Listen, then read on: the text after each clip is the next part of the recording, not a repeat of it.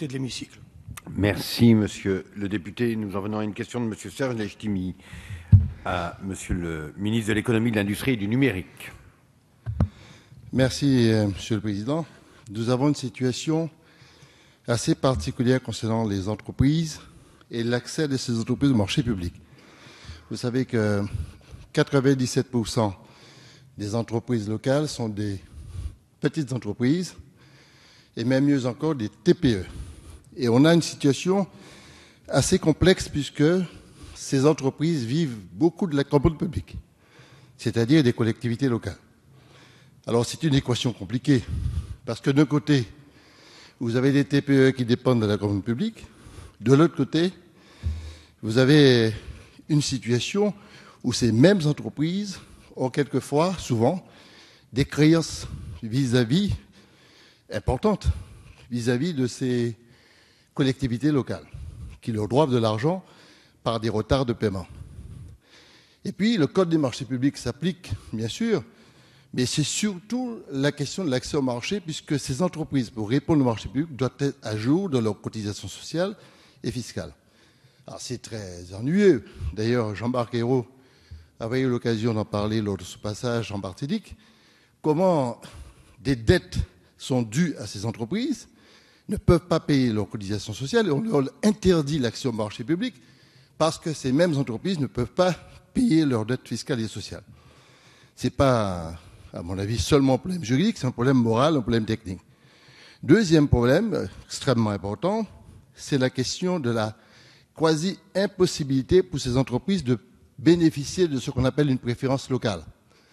Déjà, à la fois les règles de droit, tant européens que nationales, permettent à ces entreprises de pouvoir accéder au marché public pour des raisons d'approvisionnement de proximité, pour des problèmes de valorisation de critères liés à l'environnement. Mais ces règles ne vont pas suffisamment loin parce que je considère qu'il serait intéressant, compte tenu de la distance, de privilégier des dispositions qui permettent d'accéder directement par ce qu'on appelle la préférence locale. Alors je vais très loin d'ailleurs, j'ai proposé 2 amendements à la loi dite Macron pour justement permettre de régler ce problème de créances dues par les collectivités à des entreprises qui ne peuvent pas accéder au marché public. Et deuxièmement, de trouver une solution pour accompagner ces TPE, pour leur permettre d'avoir une préférence locale en matière de marché public. Ces possibilités juridiques existent au titre de l'article 73 de la Constitution et de l'article 349 du traité de Lisbonne. Alors, Madame la Ministre, ce que je souhaite, c'est qu'on puisse trouver une adaptation du principe d'égalité de traitement sur le plan juridique pour faciliter l'accès au marché de ces petites entreprises. Et deuxièmement, qu'on aille plus loin en termes de marché public, que les possibilités de moratoire données à ces entreprises vis-à-vis de la sécurité sociale ou des dettes fiscales, mais qu'on puisse très clairement dire que lorsque les entreprises ont des créances vis-à-vis des collectivités publiques qui ne payent pas à temps leur marché ou leurs travaux, avec ces entreprises puissent accéder au marché public, tenant compte du niveau de ces créances qui peuvent être supérieures aux dettes fiscales et sociales de ces entreprises. Merci, monsieur le député. Madame la ministre. Merci, monsieur le président. Messieurs les députés, monsieur le député Serge Letchimy, je vous prie de bien vouloir excuser le ministre Emmanuel Macron qui est retenu sur la préparation de son projet de loi actuellement en discussion à l'Assemblée nationale. La mobilisation des outils de la commande publique pour stimuler et promouvoir l'activité et donc l'emploi, en particulier dans les départements des régions d'outre-mer, est une préoccupation constante du gouvernement. En tant que région ultra-périphérique soumise aux droits de l'Union européenne, les départements et régions d'outre-mer bénéficient déjà de ces mesures de simplification. Sur le premier point qui est soulevé dans votre question, relatif à l'accès au marché public, la réglementation actuelle et les nouvelles directives font obstacle à ce qu'un opérateur économique qui ne serait pas en règle au regard du paiement de ses cotisations fiscales et sociales puisse postuler à l'attribution d'un marché public. Les directives renforcent même le dispositif en faisant une cause d'exclusion obligatoire des opérateurs économiques, comme vous l'avez indiqué. Il est cependant rappelé que les règles nationales actuelles font que sont considérées comme en situation régulière les personnes qui, si elles n'ont pas réglé leurs impôts aux cotisations, ont constitué des garanties jugées suffisantes et ont conclu un accord contraignant avec les organismes chargés du recouvrement. Ces règles seront reprises dans les nouveaux textes de transposition au titre des mesures d'auto-apurement prévues par les nouvelles directives. S'agissant de l'outre-mer, les administrations fiscales ou sociales peuvent tenir compte de la situation spécifique des entreprises d'outre-mer dans la conclusion des accords de régularisation des dettes fiscales et sociales.